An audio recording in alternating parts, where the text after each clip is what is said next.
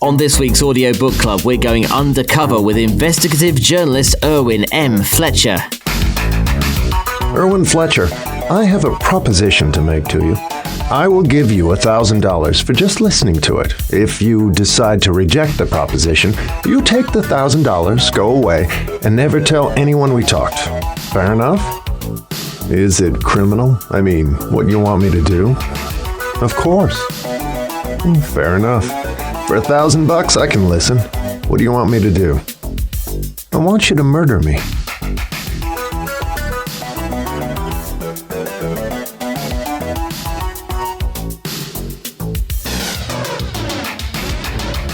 Hello, I'm Steve Phillips, and welcome to another episode of Audiobook Club. Joining me, my partner in crime, as always, ready to defraud my beneficiaries if I fake my own death. It's Matt Layton. Hey, Matt. Hey, Steve. I notice you're still breathing. I need my money. Yes, well, obviously, clearly, the very dint that I am speaking, ergo I'm breathing, and still here, still doing the thing, and you'll never get my money, or my beneficiaries won't get it anyway, and I probably won't get your beneficiaries either. Now, keep my beneficiaries out of this. Stop touching my beneficiaries. Friends with beneficiaries. So before we get into this slightly long and convoluted the way that we come to be talking about Fletch this week, which involves many steps and many silly clips, can I please do a couple of notes from the margin? Okay. Away. Notes from the margin is the bit where you and I talk about not necessarily reviewing an audiobook, but as lovers of audiobooks, stuff that comes up that is perhaps procedural or practical to do with it. I have a complaint. I'm going to write a letter to Audible, because on my app it's updated recently, and whereas before it used to have the home button, the store button, and my library, now the library button has been replaced with a button that says stuff. This, to me, Steve, is the beginning of the end. It's a drop. When I have a library, I've got something like you only have in a posh mansion. With stuff, that's basically, well, frankly, the room you're sitting in, Steve. It's dumbing down. It's a slippery slope, really. It's Audible dumbing down here, clearly, by just replacing the word library, which is a lovely, refined word. It makes you... And you know what? Ever since we've started doing this, I've never read so much, and I feel... nourished, mentally nourished by the fact that I'm going into my library and listening to a book, ingesting, essentially reading with my ears. No, it's just stuff now.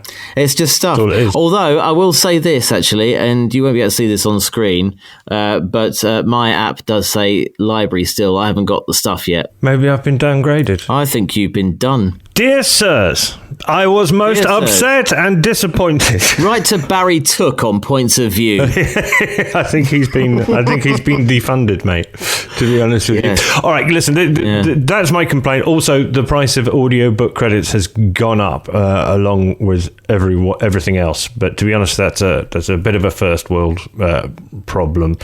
And I think everything is going up in price at the moment.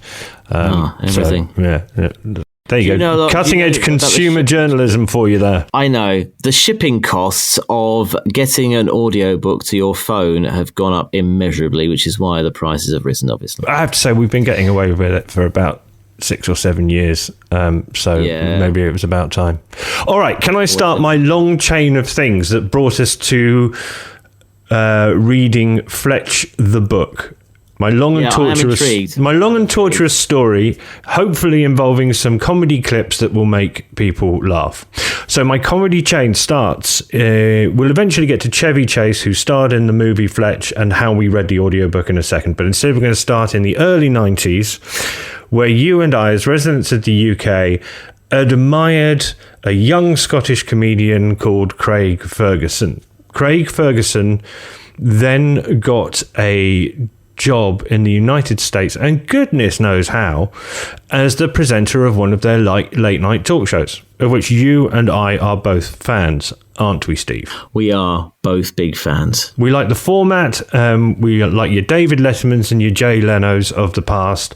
And although, actually, just one small point here on the late night talk shows, actually, in America, and I love all of them. Like, Jimmy Kimmel, Colbert is brilliant, especially Stephen Colbert, actually, given his take on the political events that go on right now. But when he does jokes about the UK, he just goes right back to the stereotypical, way back in the 50s when they were taking the mickey out of us having plummy accents and all this sort of stuff, and it's just really lame. Is it all pea soapboxing for me? Is it all pea soup as Mary Poppins?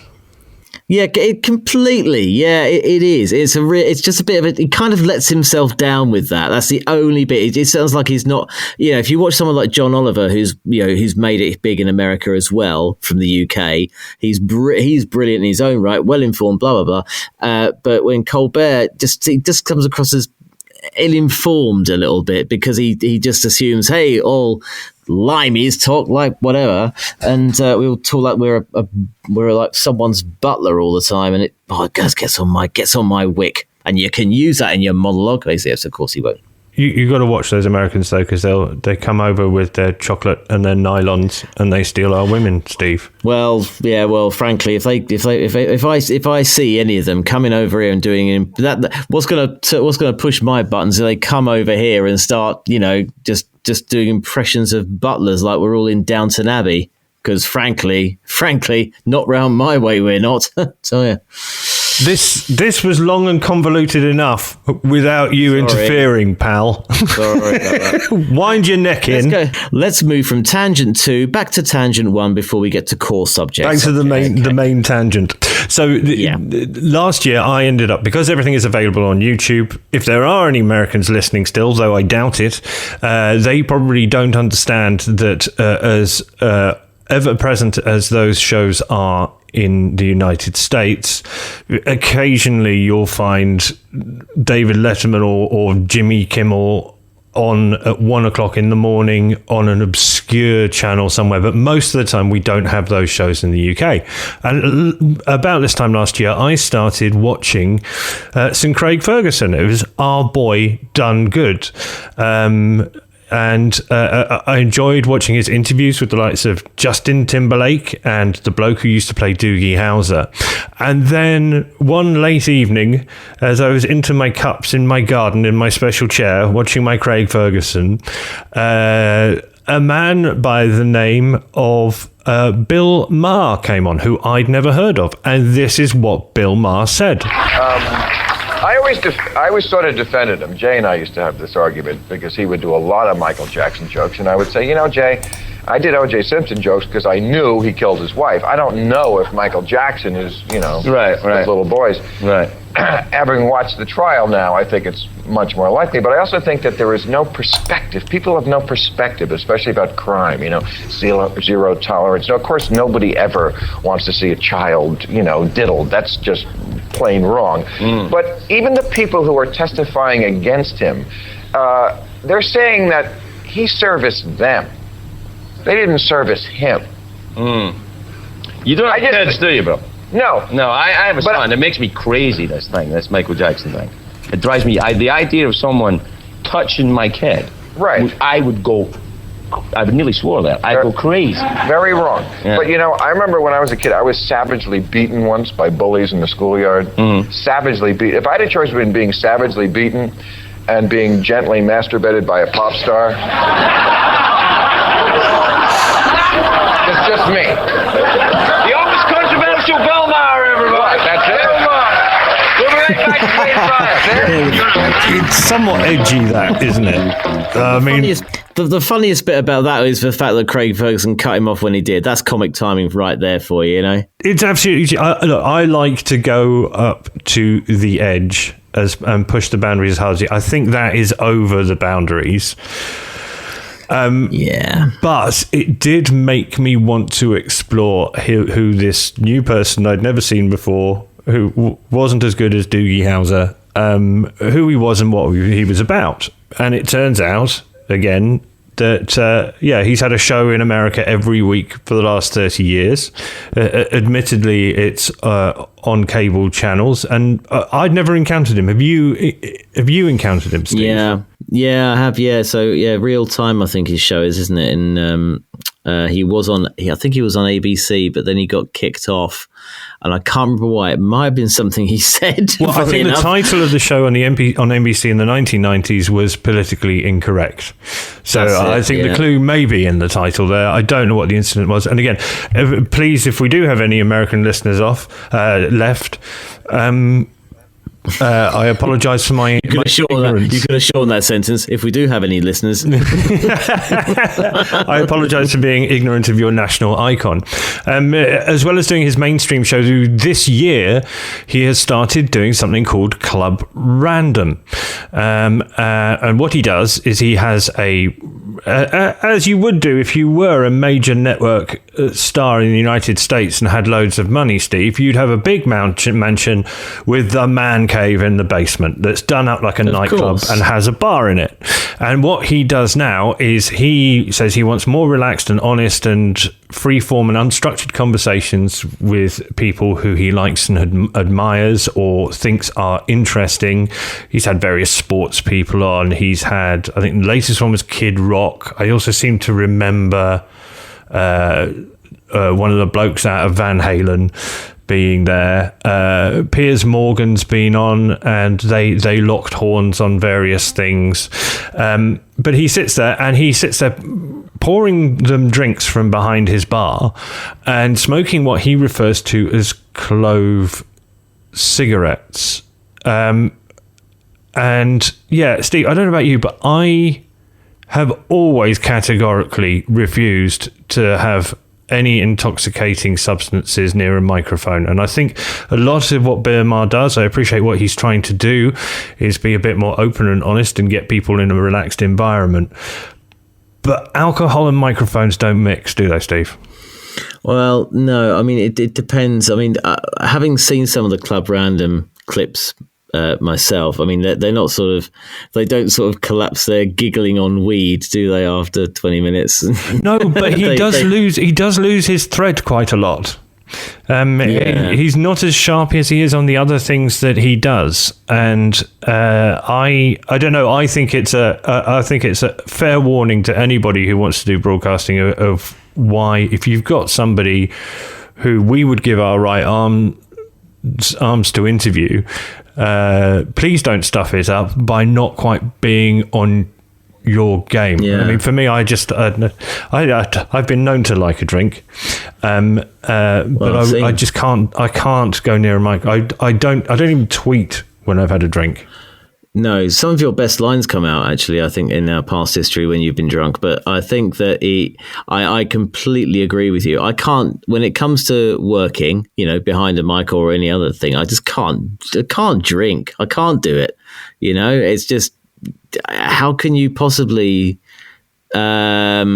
function properly or get the points you want to get across without becoming rambling, as I'm doing now because I've had a drink. I'm only joking. I have not had a drink. Well, maybe there's the magic pool window.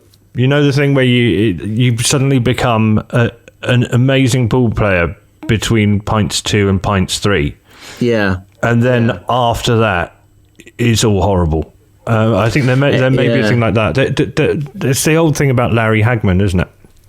Which I love, which is apparently when he was filming Dallas, he would start in his trailer at 6:00 in the morning with a bottle of chilled champagne, and he said he would never get drunk, but he would maintain that 2 glasses of champagne buzz until filming finished at 9:00 at night.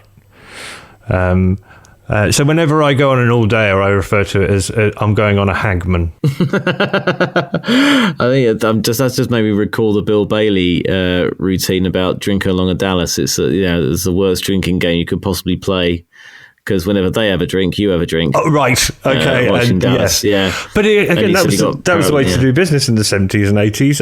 Our generation can't hold our liquor at lunchtime anymore. He said the first episode when he played that drinking game was the oil baron's ball and you got paralytic. Good. Well, at least we're keeping it focused on the demographic here, Steve. Yeah. Big up the teenagers. Shouldn't be telling other people's jokes as well, because some of us have come a bit of a cropper in bigger showbiz circles than this podcast as well. It's all right. Recently. It's us, Steve. No one will notice. Yeah, no one knows. No. Right. Steve said I had to channel my inner partridge. Right, here goes nothing. Oh, hello there. You've caught me editing this week's edition of Audiobook Club. Steve's not here at the moment. He's probably drinking Tramp's strength cider until his skin falls off, or getting a pedicure. While he's away, I thought I'd take the time to tell you about my day job. I work for Vision Australia Radio in Australia. It's a network of 11 radio stations in places like Perth, Darwin, Melbourne, and my own home city of Adelaide, where I am living 10,000 miles away from my actual home, totally against my will. It was set up in the 1980s to read newspapers to blind people and what used to be called the print handicapped. You can't use that term anymore, you have to say dyslexic. But I've always liked the term word lazy. After 35 years on air, they decided that rather than just talking to people who are blind or vision impaired, they wanted to get the voice of blind and vision impaired people on the radio. And that's where I came in, because fortunately, I was born with congenital cataracts and I'm now severely sight impaired. I present a show called Studio One, your weekly look at life from a low vision or blind point of view on the network.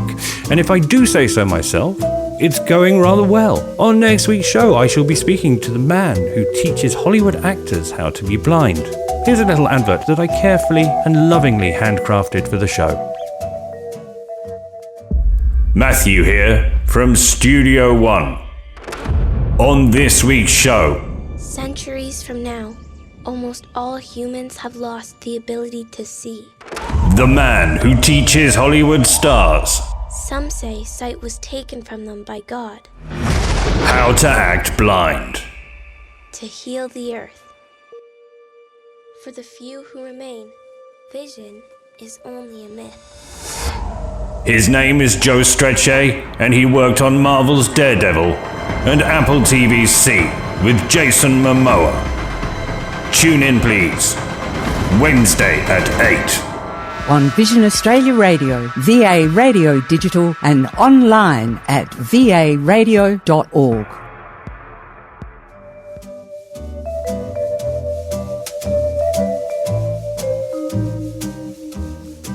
Well, obviously, you won't be able to tune in on Wednesday at 8 because you don't live in Adelaide. Well, you probably don't live in Adelaide. Lucky you. I'll put a link in the podcast description. Use the discount code AudioBookClub Blindy69. Now we gently return you to your regular Audiobook Club programming with Steve and me from the past.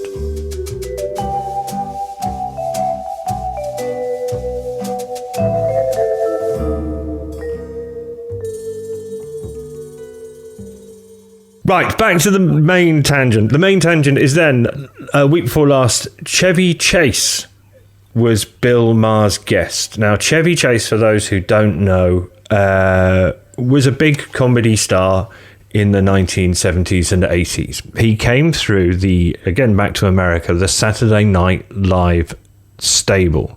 So he was contemporaries on that with the likes of Dan Aykroyd and John Belushi.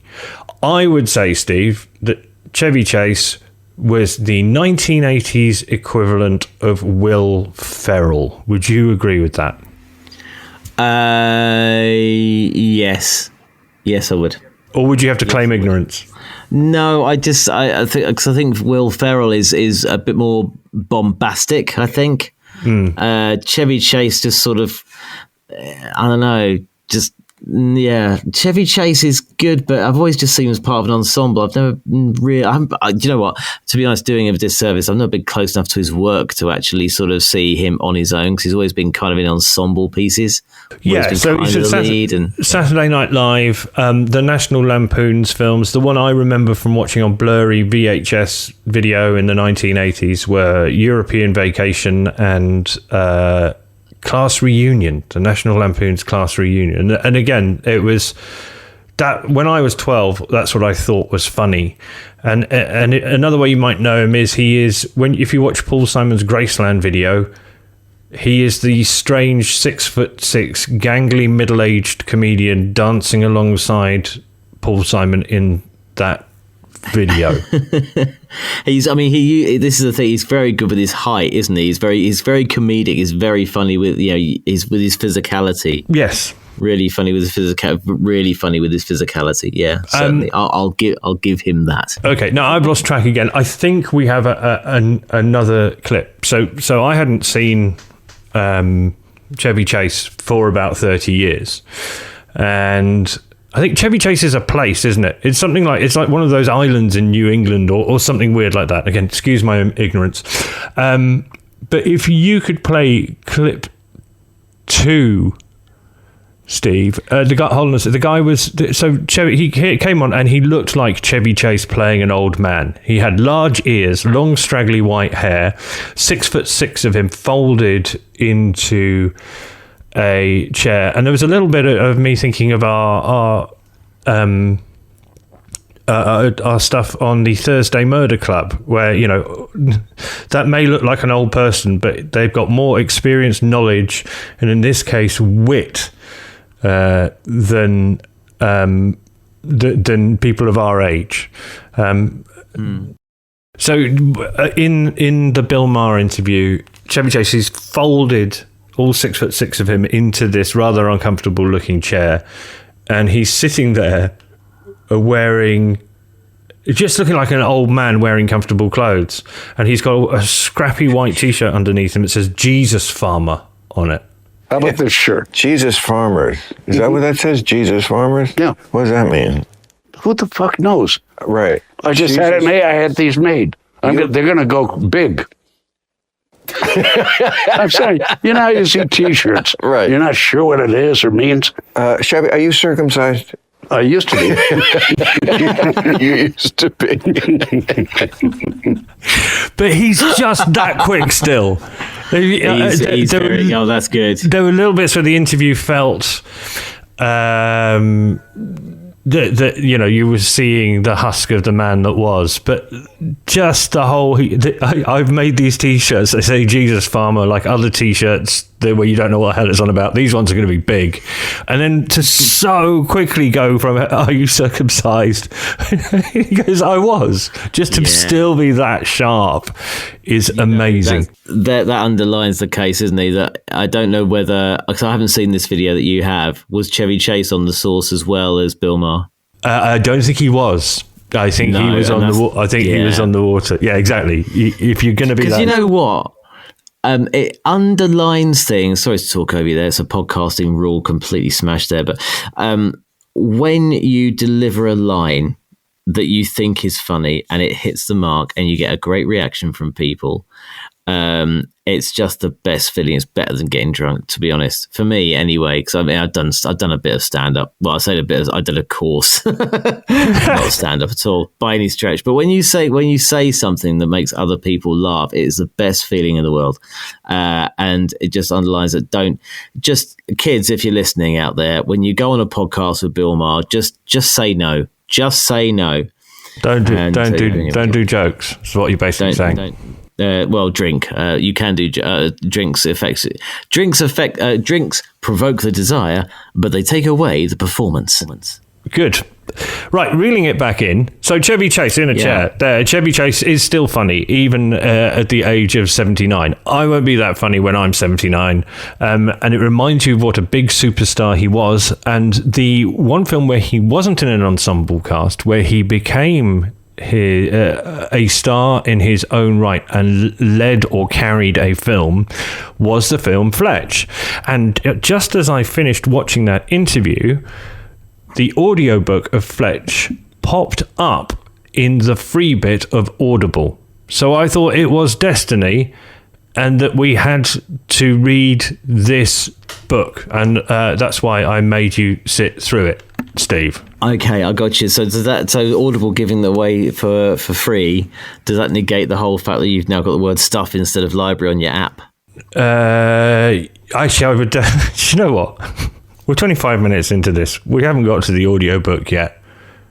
I think I might have to confess that let's just go. This one, as much as we try really hard, if we recommend an audiobook, it's because we are confident that if somebody who listens to this podcast were to spend £7, $15 on an audiobook on our recommendation, and then be forced to spend 15 hours in the company of that audiobook had better be something good. And those are normally the books we recommend.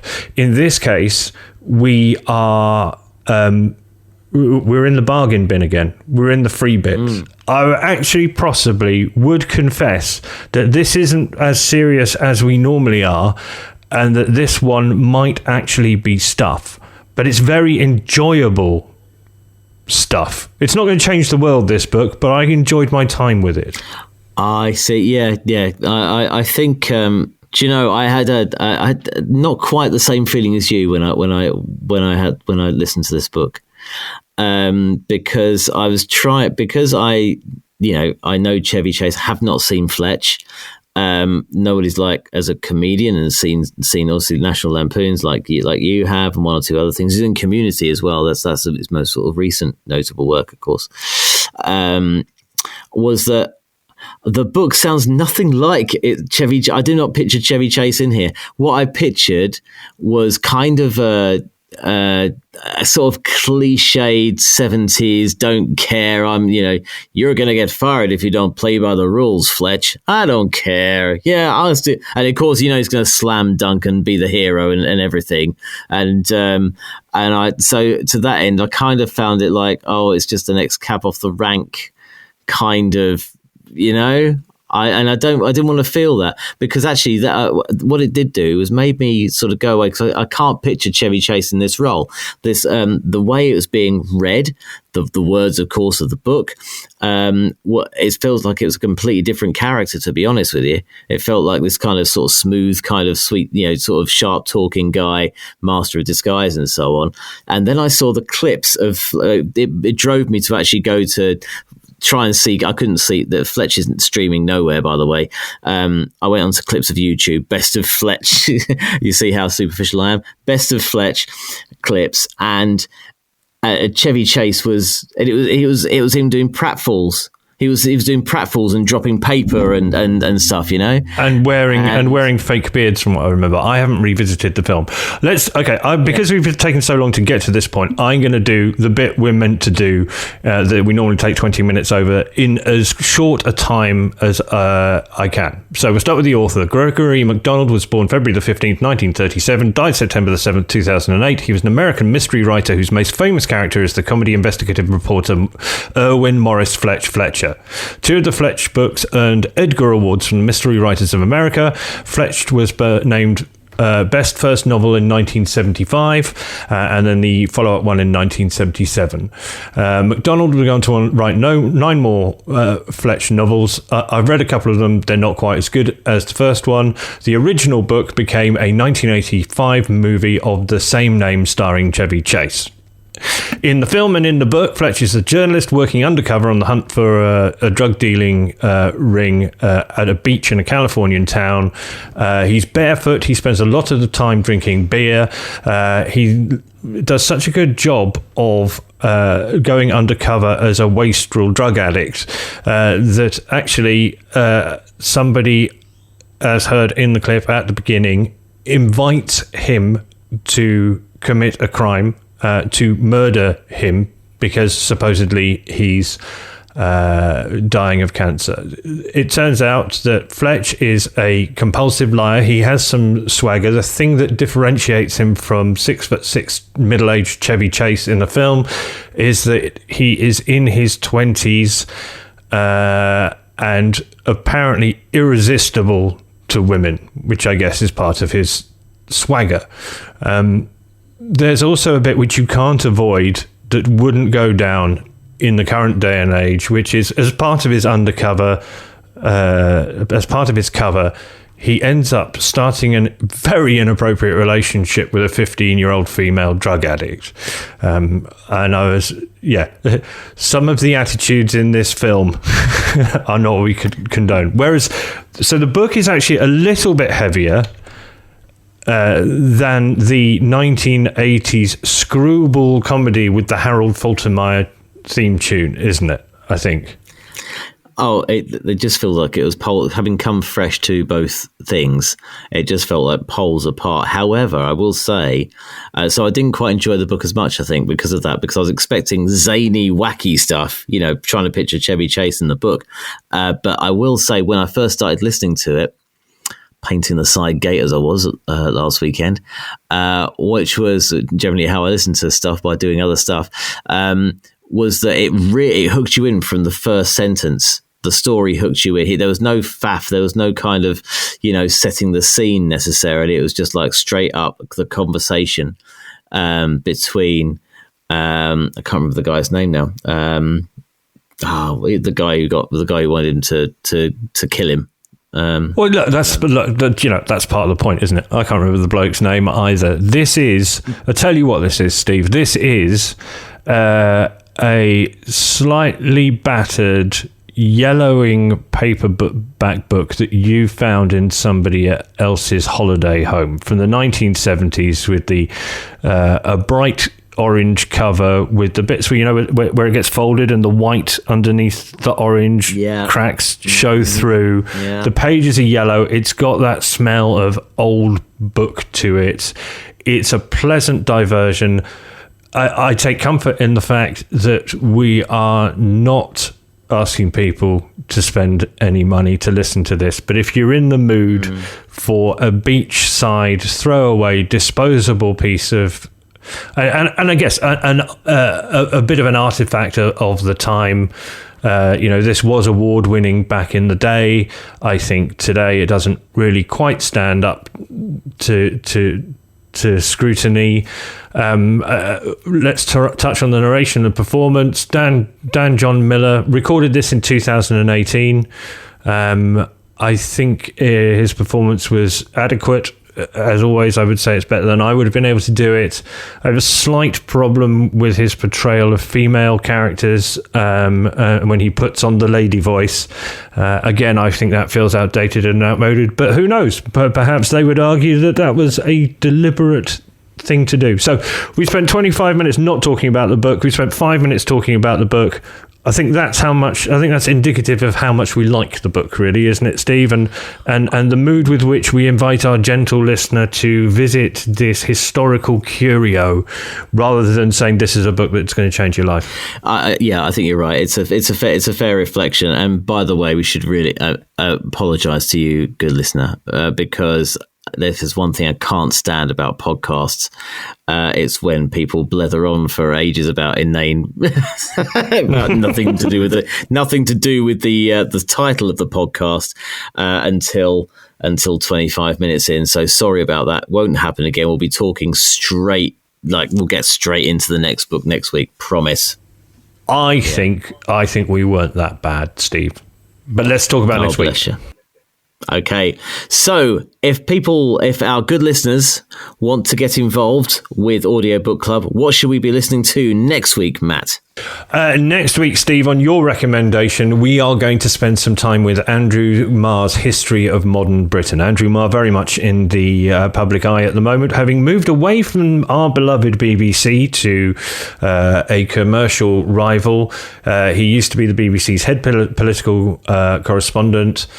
I love learning stuff from audiobooks, Steve. I'm looking forward to this, and a good recommendation. I haven't started it yet, but I'm looking forward to getting stuck in. Yeah, I think. Yeah, you've read it already, haven't you? Yeah, I've read it already, and I started re-listening to it as well after we talked about doing it last week. And I think you'll really enjoy it. I kind of halted a bit on Fletch, paused for a little bit, and got a bit of Andrew Marr sort of sandwich in between as a little taster to keep me going with Fletch, I think. So that thing where a book is so good you can put it down. The book I've actually recommended this week, you've put it down. Is that what you're saying?